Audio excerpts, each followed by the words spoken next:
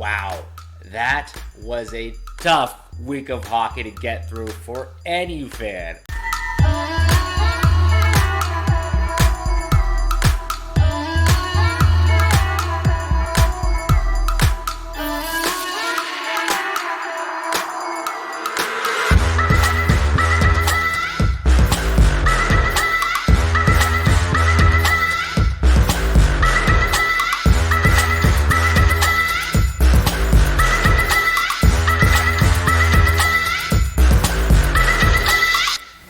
Hello, Habs fans. Welcome back to this week's episode of the Habs Fan Forum. My name is Ben Dankyu. I'm your host, and here at the Habs Fan Forum, this is where us fans get to have our voices heard. Wow, that was a tough week of hockey to get through for any fan. I think it's safe to say the Habs have a goaltending problem, or at least a keep the puck out of the net problem.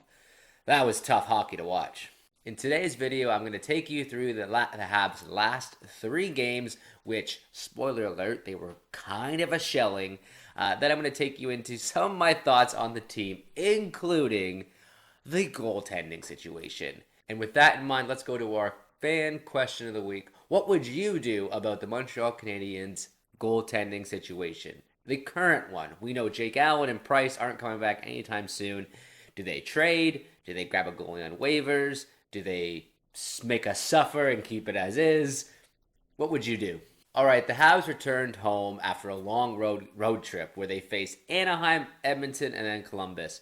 First up in Anaheim, they dropped it 5-4. Now, you're going to see a trend here. They let 3 goals in on the first and pulled a goalie. They did bring it close, making it only a 1-goal game in the end, but fell short against the Ducks.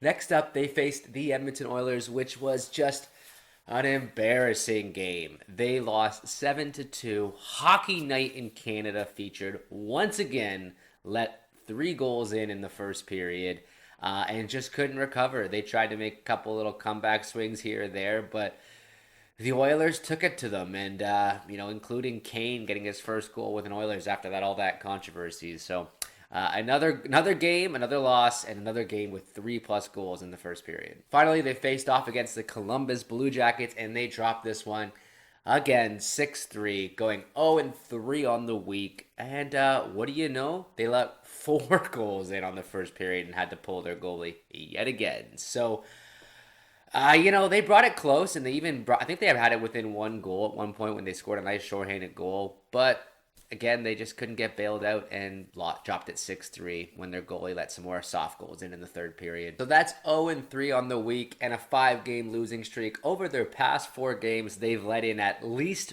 3 goals in the first period and pulled their goalie on all 4 games. They've also let in 6+ goals across these games as an average.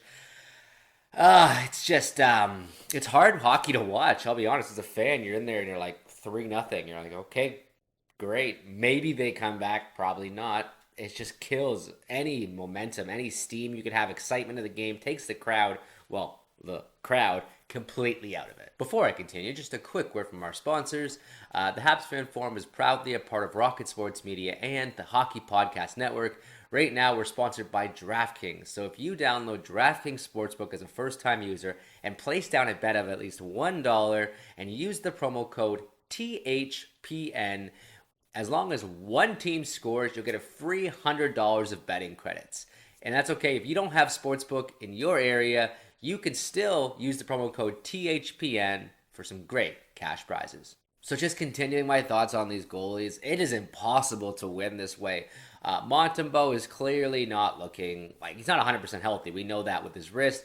He's definitely playing tired, and he's really a fringe AHL, NHL goalie. Rick Stevens goes into this in great detail in last week's podcast about the goaltending situation.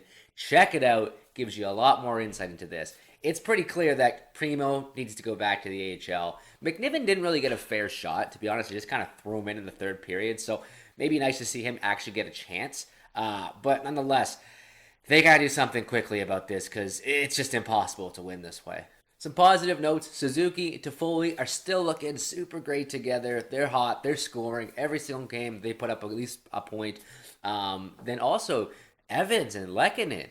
They both go 2-2 and 4 points over the last 4 games, point per game of the last four, with each potting a couple nice goals and like in style. Those two guys are looking good. Not saying they're always playing together, but like they just are looking great out there.